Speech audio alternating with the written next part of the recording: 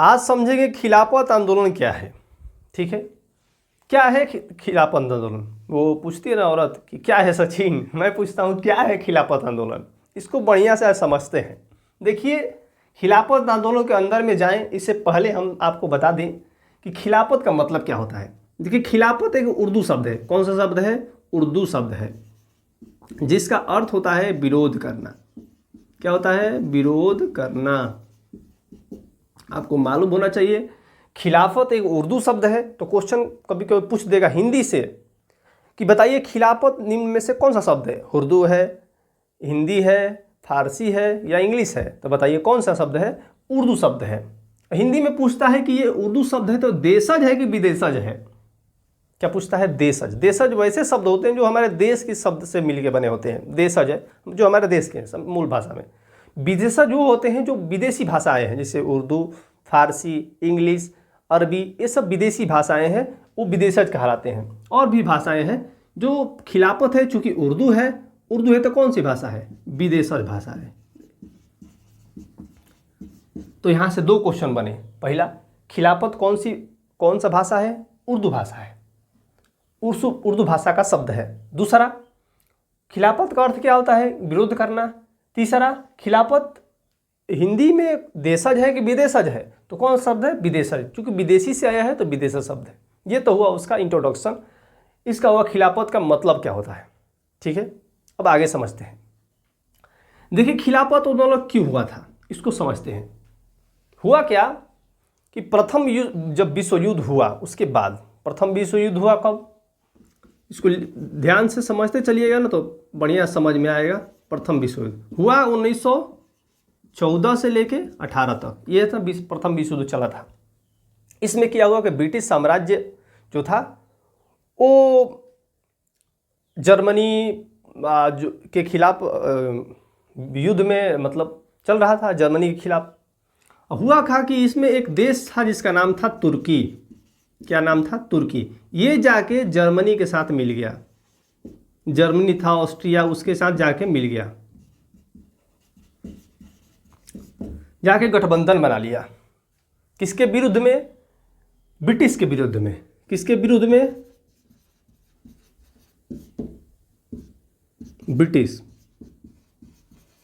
British और Germany हमेशा मतलब समझिए कि अलग अलग दो तीर हैं जो आपस अलग अलग दिशा में जा रहे हैं। ऐसे दो विरोधी थे।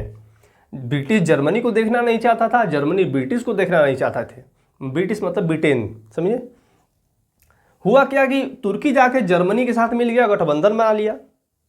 और मतलब ये जो बना लिया तो ब्रिटिश वाले बड़ी नाराज हुए।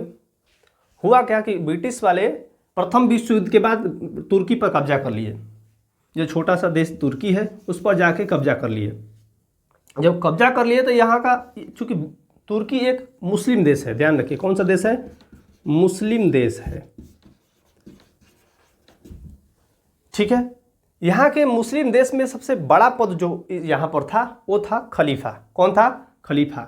खलीफा यहाँ पर सबसे बड़ा पद था। ध्यान रखिए, कभी कोई क्वेश्चन पूछता है कि तुर्की में जब ब्रिटिश साम्राज्य वहाँ पर अधिपत्य जमाया तो कौन सा पद सबसे बड़ा पद था? तो खलीफा। तुर्की जो था, वो देश जो था, वो उस समय, अभी भी चाहे उस समय भी, वो भारत के मुसलमान हो चाहे विदेशी मुसलमान हो, वहाँ पर धार्मिक स्थल माना जाता है। और धार्मिक चीज़ें, मतलब यहाँ के खलीफा को धार्मिक गुरु भी माना जाता है, आध्यात्मिक गुरु। ठीक है, कहाँ का है? तुर्की के खलीफा को। अब ब्रिटिश आए, इसको जीत लिए। जब जीते प्रथम विश्व युद्ध के बाद तो तुर्की को विभाजित कर दिए और यहाँ के जो खलीफा था उसको भगा दिए, हटा दिए पद से। कहीं हटाओ, यहाँ से हटो नहीं कहता है, हटो यहाँ से साइड हटो, तो हटा दिए उनको, खलीफा को। जब खलीफा को हटा दिए, इसके विरुद्ध में पूरा विश्व में जितना भी देश थे, पूरा जितना विश्व में देश थे, वो सब के सब ब्रिटिश के खिलाफ आंदोलन करने लगे।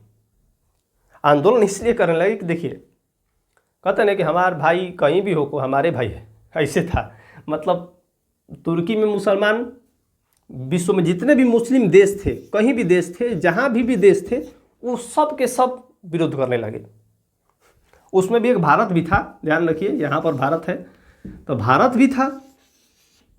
भारत के जो मुस्लिम थे, देखिए भारत जब शब्द मैं बोलूँगा तो ध्यान रखिएगा, उस समय देश हमारा ये काम जब हुआ था, भारत खिलाफत आंदोलन 1919 की बात है।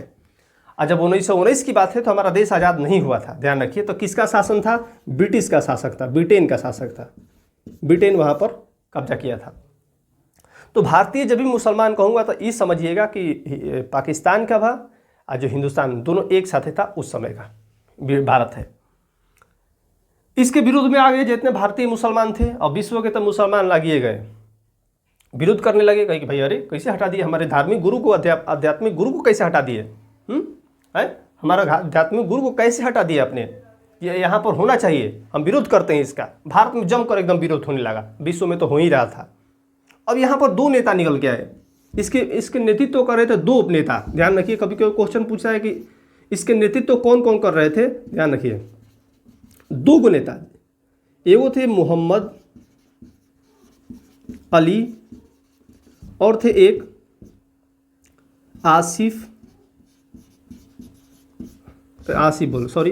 शौकत अली। मोहम्मद अली और शौकत अली, इसीलिए इन लोगों को कहा जाता है अली बंधु, अली बंधु। ध्यान रखिए, तो पूछता है क्वेश्चन कि अली बंधु को किस नाम को किसके जाना जाता है, तो समझिए मोहम्मद अली और शौकत अली के नाम को जाना जाता है। ये दोनों नेतृत्व कर रहे थे भारत में मुसलमानों को लेकर तुर्की के विरुद्ध में कि भाई कैसे हटा दिया हमारे खलीफा को। अब हुआ क्या कि जब विरोध कर रहे थे तो इस समय गांधी जी, देखिए गांधी जी कब आए थे अफ्रीका से? 1915 में, आपको याद होना चाहिए। 1915 में अफ्रीका से आए थे भारत। 15 में जब भारत आए थे, देखिए तो भारत में जब 15 में आए ना, तो 1917 में चंपारण सत्याग्रह किए थे। 1917 में क्या कहते हैं? चंपारण सत्याग्रह। तो थोड़ा थोड़ा उनका इमेज थोड़ा सा फेमस हो गए थे। अब इसका फ़ायदा उठाए, कब देखिए अरे 17 की बात है, देखिए ये 19 की बात है। अब फ़ायदा उठाए, हुआ क्या कि अब यहाँ से गांधी जी सोचे कि अरे रुका रुका, सब तो हमारे हुए गया, थोड़ा सा मुसलमान को भी अपना साथ लेके तब भारत में आंदोलन करेंगे ब्रिटिश के खिलाफ। अब हुआ कि यहाँ से 17 में 19 में क्या किए, जाके गांधी जी ध्यान रखिए, गांधी जी जाकर खिलाफत आंदोलन के प्रथम अध्यक्ष बन गए। करेंगे हम संभालेंगे, बस मोर्चा हम ही संभालेंगे, हमने दो, तुम लोग आराम करो, हम है ना, बस हमारे पीछा पीछा रहो। देखिए काहे नहीं ब्रिटिश वाला मानेगा, ठीक है, काहे नहीं मानेगा। अब क्या किए, तो वहाँ के प्रथम अध्यक्ष बने थे। क्वेश्चन पूछता है कभी कभी कि खिलाफत आंदोलन के प्रथम अध्यक्ष कौन थे? अध्यक्षता किए थे, अध्यक्ष थे, प्रथम अध्यक्ष गांधी जी थे। वो जाकर हटो बस की बात नहीं है, जहाँ ब्रिटिश साम्राज्य 3 महीना 4 महीना लगे, वो जी कहोगे कि गांधी जी गए ना, तो 1 सप्ताह के अंदर तुर्की को एकदम खलीफा पद लौटा दिए। तुर्की एकदम ब्रिटिश को एकदम शांत कर दिए गए, बस की बात नहीं है, एकदम दीजिए। हुआ क्या कि जब खलीफा पद फिर से आ गया, तो यहाँ का खलीफा जो बना था तुर्की का, वो बना था, उसका नाम था मुस्तफ़ा कमाल पाशा। कब बना था? 1922 में बन गया, वहाँ का खलीफा बन गया। गांधी जी इसका बहुत खिलाफत आंदोलन का बढ़िया सा एकदम फ़ायदा उठाए थे, क्योंकि जान गए थे कि देखिए हिंदू आ गए हमारे सपोर्ट में, जितने भी धर्म आ गए हैं, बस मुस्लिम को लाना है, तब भारत में आंदोलन करेंगे बढ़िया से एकदम। इस आंदोलन के बाद गांधी जी पर पूरा से बढ़िया से विश्वास करने लगे थे, मुस्लिम और हिंदू दोनों करने लगे थे। और गांधी जी समझ गए थे बस सबको तो ला दिए, बस हिंदू मुस्लिम को ही लाना है। खिलाफत आंदोलन के बाद सब गांधी जी गए, बहुत गांधी जी आपने बहुत बढ़िया काम किया है, आपने ये खलीफा पर लौटा दिया है, बहुत बढ़िया काम किया है, हम आपसे बहुत प्रसन्न हैं, मैं आपसे अति प्रसन्न हूँ।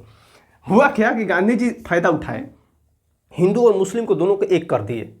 जब एक किए तो देखिए खिलाफत आंदोलन में एक और मुख्य, अगर कहें कि इसका रिजल्ट क्या हुआ, तो हिंदू मुस्लिम एक हो गए थे। पहला इसका रिजल्ट हुआ कि बहुत बढ़िया रिजल्ट हुआ कि हिंदू मुस्लिम एक हो गए थे, बहुत विरोध चल रहा था उसमें। इसके बाद बढ़िया से मिल गए और गांधी जी का बहुत ज़्यादा सपोर्ट करने लगे। हिंदू मुस्लिम सिख जितने भी थे सब गांधी जी का सपोर्ट करने के, भारत में आंदोलन करने के ब्रिटिश के खिलाफ। जब ब्रिटिश के खिलाफ आंदोलन करने में गांधी जी समझ गए थे कि बस इन दोनों का साथ मिल गया ना, तो बस अब कोई नहीं रोक सकता। उधर जो जिन्ना वो पगलाए हुए थे, अरे भाई कैसे, अरे गांधी जी सबको सपोर्ट लिए, हम ऐसे तकते रह गए हैं, बताइए जिन्ना जो एकदम अथू हुए थे, भाई बताइए ना, गांधी जी बाजी मार लिए, हमको मारना चाहिए था, वहाँ गांधी जी मार चुके हैं। हिंदू मुस्लिम एक हुए और तब जाके भारत में बहुत सारे आंदोलन हुए, जो आगे आपको पढ़ने को, भारत छोड़ आंदोलन, बहुत सारे जो आंदोलन हुए उसमें हिंदू मुस्लिम का बहुत बड़ा योगदान था। अगर ये एक नहीं हुए होते तो आज ब्रिटिश साम्राज्य से लड़ना बहुत मुश्किल हो गया होता। तब हमारा देश जाके आज़ाद हुआ 1947 में। तो केवल एक समुदाय का केवल एक धर्म का योगदान नहीं है, सारे धर्मों का योगदान है हमारे देश को आज़ाद कराने में। तब जहाँ से ब्रिटिश से हमको आज़ादी मिली है, तो इसमें गांधी जी का बहुत बड़ा योगदान है। ठीक है, इसलिए इनको अहिंसावादी भी कहा जाता है, क्योंकि ये बिना अस्त्र शस्त्र उठाए सब काम कर लिए, लेकिन लास्ट में उनको कहना पड़ा करो या मरो, वो बात अलग है। क्योंकि जब अहिंसा से काम ना चले तो कब को हिंसा कर लेना चाहिए, लेकिन सही मार्ग पर होना चाहिए। लेकिन आज के नेता जो है ये क्या कर रहे हैं, हिंदू अलग मुस्लिम अलग, हिंदू अलग मुस्लिम अलग, ये करने में लगे हुए हैं। वो जानते हैं कि अगर ये एक हो गए तो हमारा दुकान कैसे चलेगा, जीतेंगे कैसे हम, हमारा दुकान कैसे चलेगा, दुकान तो बंद हो जाएगा। अरे जो अच्छा कोई भी एक दो नेता बताइए जो सबको एक में लेकर चलने वाले, कोई नहीं है। हिंदू मुस्लिम अलग होने वाले हैं। नेता चाहते हैं कि आप अलग रहे, हिंदू अलग रहे, मुस्लिम अलग रहे, क्योंकि अगर ऐसा नहीं होगा तो उनका दुकान बंद हो जाएगा। इसलिए गांधी जी को इसमें बहुत बड़ा श्रेय जाता है, क्योंकि हिंदू मुस्लिम को एक साथ लेकर चलने वाले थे। इसको बात ध्यान रखिए। आज के नेता क्या कर रहे हैं कि बस हिंदू अलग रहेगा, मुस्लिम अलग रहेगा, हमारा वोट हिंदू है तो हमारा वोट मुस्लिम है, ऐसा हो रहा है। गांधी जैसा अभी तक पैदा नहीं हुआ है और ना ही पैदा होगा। गांधी एक ही था और गांधी एक ही रहेगा।